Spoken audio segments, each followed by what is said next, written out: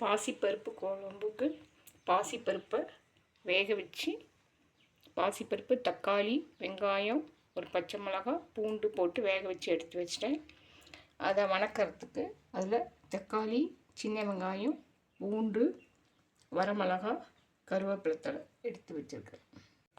பாசிப்பருப்பு குழம்பு தாளிக்க குக்கரில் எண்ணெய் விட்டுட்டேன். அதில் 2 கடுகு, கடுகோட 2 ஜீரகம்.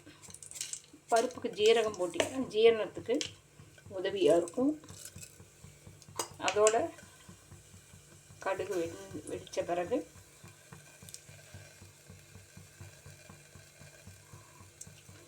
இதில் பார்த்தீங்கன்னா நீங்கள் புளி ஊற்றி கூட இந்த குழம்பு வைக்கலாம். புளி இல்லாமல் கூட இந்த பாசிப்பருப்பு குழம்பு நீங்கள் வைக்கலாம். கடுகு வெடித்த பிறகு இந்த வரமிளகாய் போடுங்க.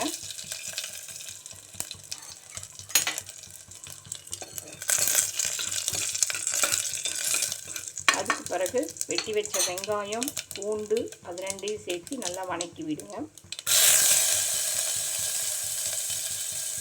அதோட கருவேப்பிலையும் போடுங்க.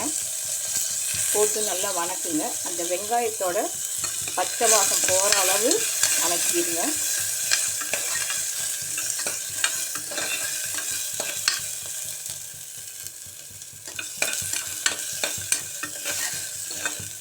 வெங்காயத்தோட வாசம் போன பிறகு இந்த இருக்க தக்காளியும் போட்டு நல்லா வணக்கி விடுங்க.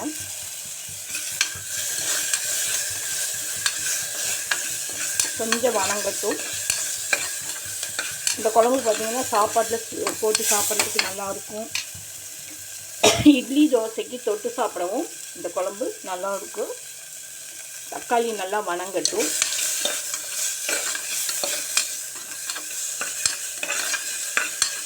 லைட்டாக வணங்கின பிறகு வேக வச்ச பருப்பை கொஞ்சம் கடைஞ்சி இந்த இதில் சேர்த்திங்க. தேவையான உப்பு போடுங்க. கொத்தமல்லி தழை போட்டு ஒரு 2 விசில் விடுங்க. இதோ சூடான பாசிப்பருப்பு குழம்பு ரெடி. அதுக்கு தொட்டுக்க அரிசி அப்பளம், அவரைக்காய் பொரியல்.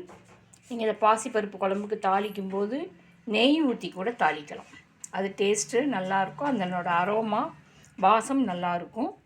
இல்லைன்னா நீங்கள் இதுக்கு புளி கரைச்சி ஊற்றி கொஞ்சம் சாம்பார் மிளகாய் தூள் போட்டு அந்த மாதிரி கூட பாசிப்பருப்பு குழம்பு நீங்கள் வைக்கலாம். சாதத்துக்கு அது நல்லாயிருக்கும். இந்த மாதிரி செய்யும்போது நீங்கள் இட்லி தோசைக்கு கூட பயன்படுத்தலாம். இல்லை நெய் விட்டு சாப்பிட்டிங்கன்னா அதனோட டேஸ்ட் அருமையாக இருக்கும். இந்த மாதிரி குழம்பு செஞ்சு பாருங்கள், சாப்பிட்டு பாருங்கள்.